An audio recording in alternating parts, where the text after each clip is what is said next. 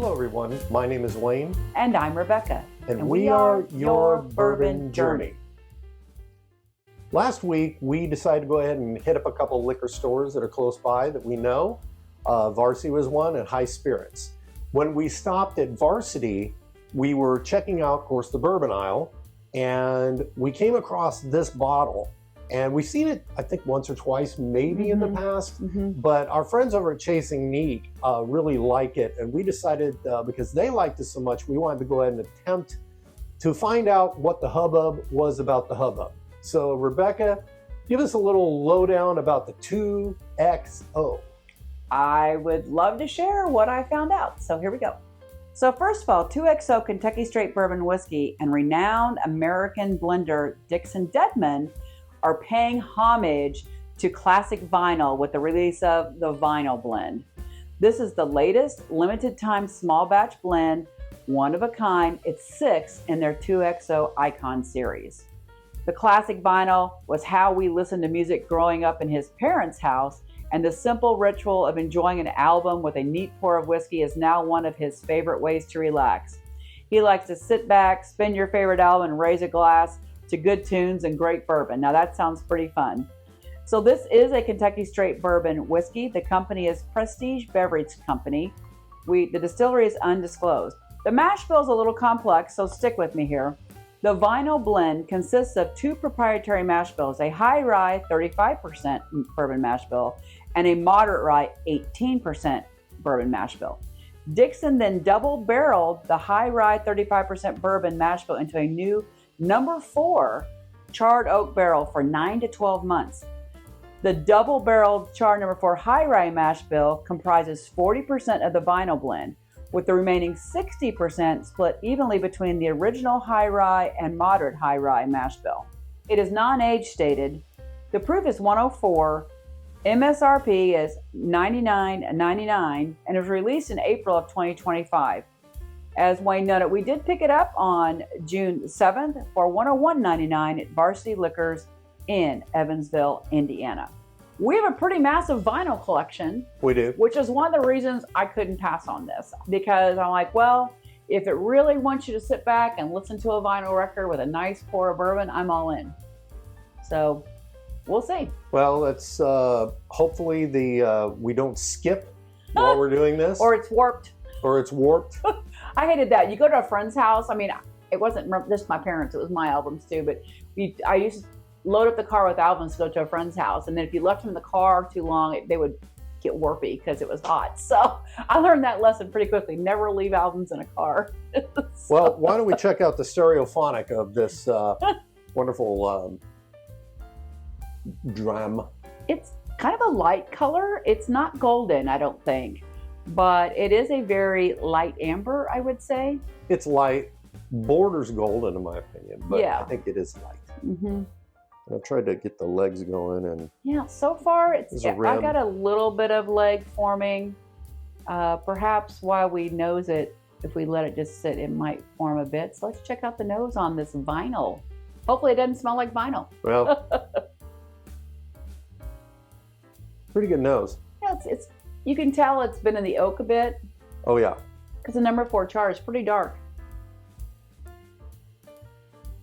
So it does have the oak notes on it. I'm getting some cinnamon. A bit of caramel. I think this is more of a caramel nose. See if it's anything with the legs. The legs have kind of dissipated for me.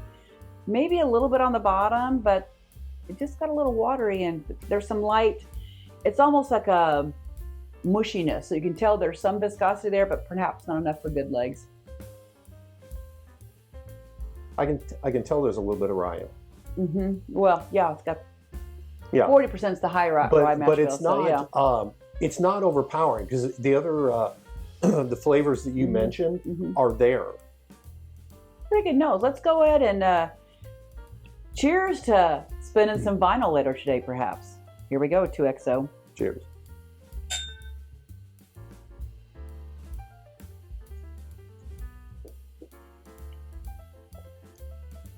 It's a pretty nice sip. I'm getting confectionery sugar. I'm getting the barrel. Not in the back of the palate, but as it's in my mouth, it's picked up a little bit. Those are the two things I'm getting. So you're getting confectionery sugar, and I'm wondering if I'm getting more toastiness.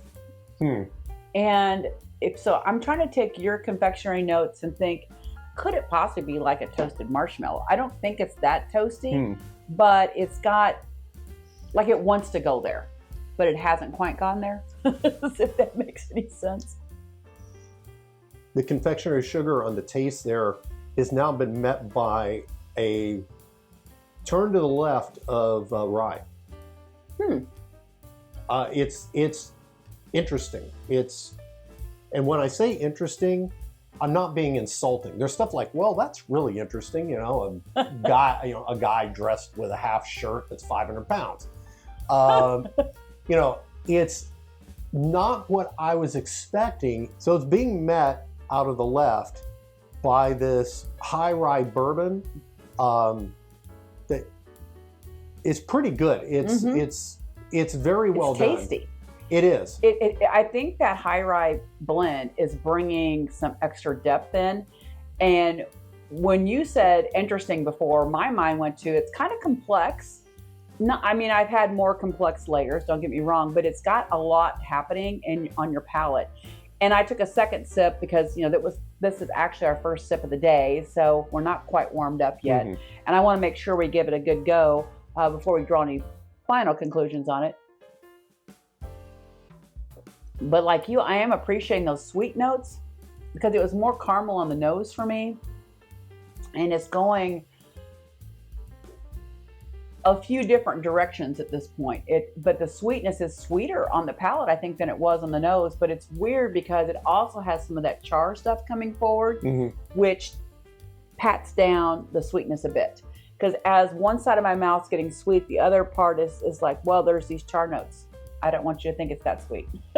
It's kind of funny. I have, you know, we mentioned vinyl earlier and 2XO and this being vinyl and all that. A lot of the tastes that I'm getting in my mouth here are reminding me of 70s comedies.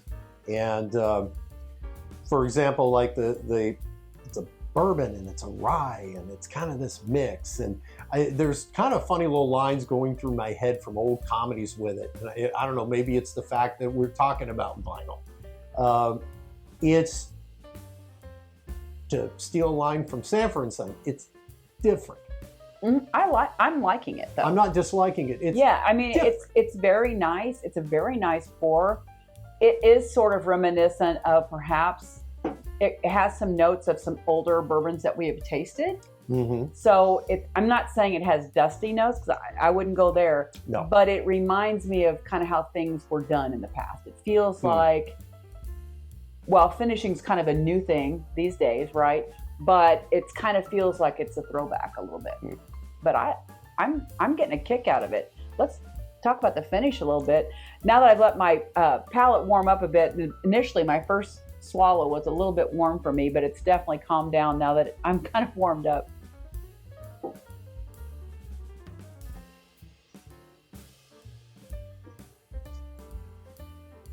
It is a little warm going down. And at 104, it's not a very high proof. I mean, usually for a lot of people have a sweet spot 105 to 110. I'm definitely getting barrel notes though. Oh, I'm definitely getting barrel. It's actually kind of dry in the back. With I think cinnamon is maybe the little bit of the heat. Yeah, I was gonna say I'm actually getting some leather notes. And because to me, when I do get the leather notes, it's kind of dry. It's not like leather is always real supple. It's more like, you know, it's feels that deeper kind of leather note. It's not a tobacco for me. It's definitely more of leather, which often when I get leather notes, it's a little more dry on the oak. I'll have to remember for the next video to pull out one of my old belts and chew on it just to kind of see if I can pick up that flavor profile. I'm not making fun of it because I tend to get leather as well a lot of times. This one I didn't, but the profile of it being dry in the back, that's very consistent with when you get leather. Well, what's fascinating for me is I got a little smokiness on the nose, very light kind of barrel notes on the nose. but it was more oaky, like almost a sweet oak. And then on the palate, it went from being super sweet on the nose to being still sweet, but it was more toasty and roasty, and we were by the campfire, so to speak. And then it got more dry and leathery as it evolved on the finish for me. So I would call the finish medium to long. Not super, super long, but definitely medium to long. I think it's a nice finish. It's very pleasant, very pleasant. I would agree. It's it's not bad. Is it the best I've had? No, but it's certainly not offensive. It's pretty good. So it's basically a $100 bottle. What do you think? Do you think it's got a good value on it, or? I think value's not bad. You know, could be a little bit cheaper, but it could be. Maybe if it were $75, I'd probably like it a lot more. Yeah. Well, if it were free, I'd really. No, but if it's like $75, I may want to get another bottle of it, just sit around and have it be a daily drinker or something. Because I think it's very nice. It's a very easy sipper. That's probably my only problem with it is at $100, I wouldn't get another. Yeah, for this price point, I mean, I'm not saying I would, because we have a couple others in the series, to be honest. We have 3 in the series. This is the first one we've opened. So we need to go open those 5 today. Maybe we'll do that this afternoon while we're hanging around. It's raining here in Indiana today. So it'd be a good day just to sip on bourbon. But I think, you know, I still enjoy having this. It's not something, there's sometimes in a series we really want to get a backup bottle because we want to revisit it as part of the series and everything else. I just don't feel that strongly drawn to it. I like it. I don't dislike it anyway. I think it's a very nice pour, but I definitely wouldn't get a backup bottle of it.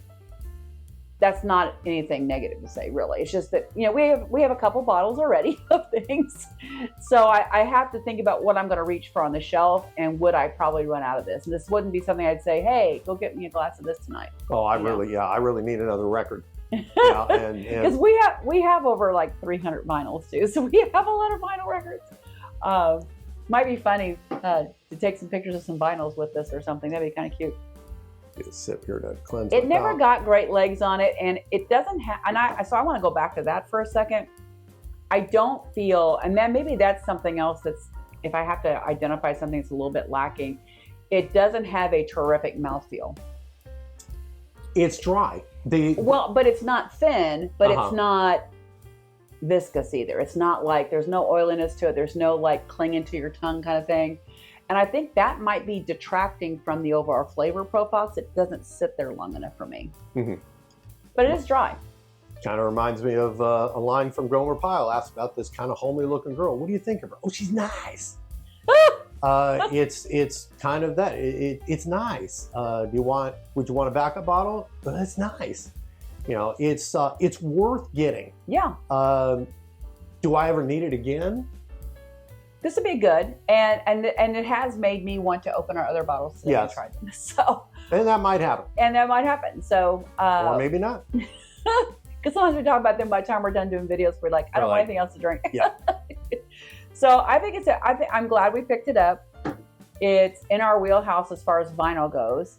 And I think it's funny because the taste profile is just so interesting. But overall, I'd almost have to pull it to a savory, even though we got some sugar notes, because it shifts so far along and goes dry that it's almost like having a really, you know, when you have a really dry red wine, it has that sweet note on the palate and then it dries. And it's almost kind of like that to me as far as the journey it takes you on. I would agree. So, pretty good though. I'm glad we have it. With that, we will go ahead and spin our way out of this segment. So thank you so much for joining us. 2XO, this is a pretty good bottle.